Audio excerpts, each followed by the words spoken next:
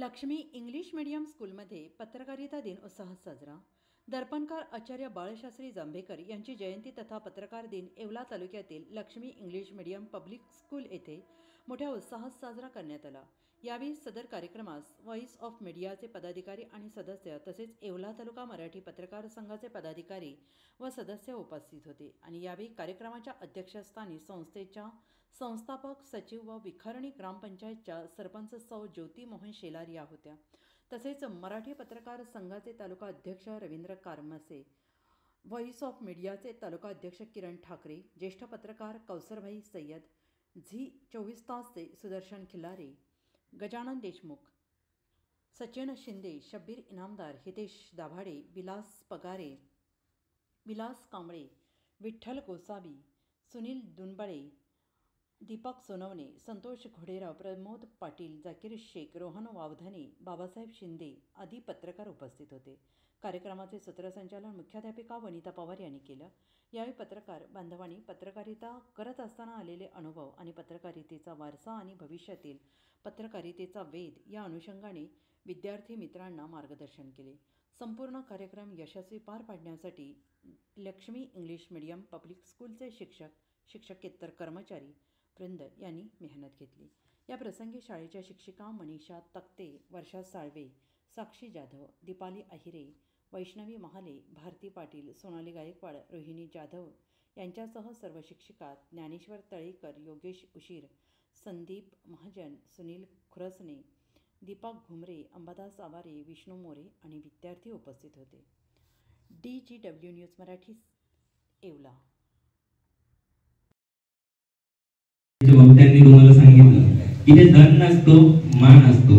पत्रकार हा कधीच रिकाम्या खिशाचा नसावा, तर त्याच्याकडे त्याचा एक कुठला तरी सोर्स असावा। पत्रकारिता करताना पत्रकारिता ही छंद म्हणून जोपासावी, कारण रिकाम्या खिशाने जर पत्रकारिता करणारा माणूस दुसरा कुठलाही सोर्स नसताना पत्रकारिता करायला गेला तर काही काळानंतर त्याला लाचार व्हावं लागतं। काही ठिकाणी त्याला विकत घेण्यापर्यंत लोकांची मदत जाते।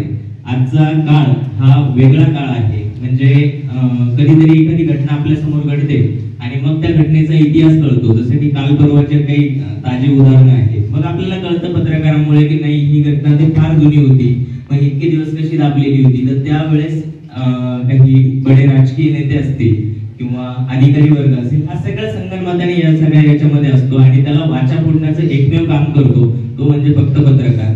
तो कधीतरी भीतो, कधी त्याला मुलं असतात, बाळं असतात, कुटुंबाचा विचार असतो, बऱ्याच गोष्टी असतात, त्यामुळे त्याला काही गोष्टींना वाचा फोडणं कधी शक्य होत नाही। इच्छा मनात असते, परंतु माझं जर काही झालं तर माझ्या परिवाराचं काय, हा विचार त्याला सतावत असतो। परंतु जो माणूस या छंदाने जोपासलेला असतो किंवा त्याला झपाटलेला असतं, तो माणूस त्या प्रश्नांना वाचा फोडल्याशिवाय राहत नाही आणि एक दिवस ते प्रश्न समाजासमोर येतात, मग इतर लोक बोलायला लागतात। आधी गरज असते फक्त एका व्यक्तीने बोलण्याची, मग आपोआप गर्दी जमा होते आणि तो व्यक्ती जो सुरुवातीचा तयार होतो तो म्हणजे एक पत्रकार असतो।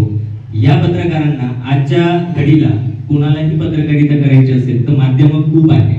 आता इथून मागे कसं होतं की एक निवडक बोटावर मोजण्या इतकी दैनिक, साप्ताहिक प्रकाशित होत होती आणि बोटावर मोजण्या इतके सॅटेलाइट चॅनल आपण ज्याला म्हणतो की जे आपल्या डिश वरती दिसतात, इतके चॅनल्स होते।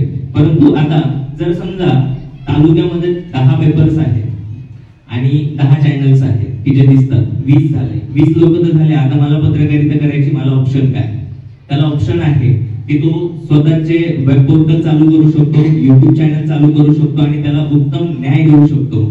पत्रकारिता करताना आता बंधनं नाहीये, फक्त पत्रकारिता करताना काही गोष्टींचं तारतम्य बाळगलं पाहिजे की मी करत असलेल्या बातमीने कुठल्याही समाजाच्या कोणत्याही घटकांमध्ये कुठलीही दुफळीत निर्माण होणार नाही किंवा माझ्या लिहिण्याने वैयक्तिक निपक्ष राहणाऱ्या लोकांना किंवा कुठल्याही कुटुंबावरती अन्याय होणार नाही आणि त्यामध्ये लिहिताना किंवा बातमी करताना त्यामध्ये माझा वैयक्तिक कुठलाही स्वार्थ नसेल असं कार्य ज्यावेळेस आपण एक पत्रकार म्हणून करायला जाऊ त्यावेळेस कितीही प्रशासन भ्रष्ट झालं, कितीही अधिकारी मुजोरी करायला लागले, तरीही एक सुकाळ आपण आणि व्यवस्थेमध्ये बदल आपण घडवू शकतो।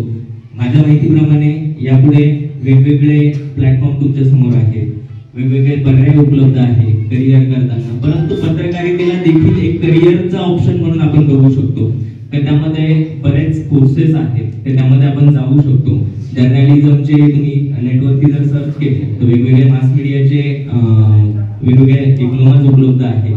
वेगवेगळ्या लेवलला तुम्ही यामध्ये जाऊ शकता. आता धन नाहीये असं आपण जे म्हणतो तो म्हणजे एक स्थानिक पत्रकार, परंतु ज्यावेळेस तुम्ही एक अँकर होतात, एडिटर होतात, संपादक होतात, यांचे एक बेसिक पॅकेजेस ठरलेले आहेत. जसे तुम्ही इंजिनिअरिंग केल्यानंतर किंवा बिझनेस मॅनेजमेंट केल्यानंतर तुमच्या समोर जे ऑप्शन्स ओपन होतात ते सगळे ऑप्शन्स मीडियामध्ये देखील आहेत.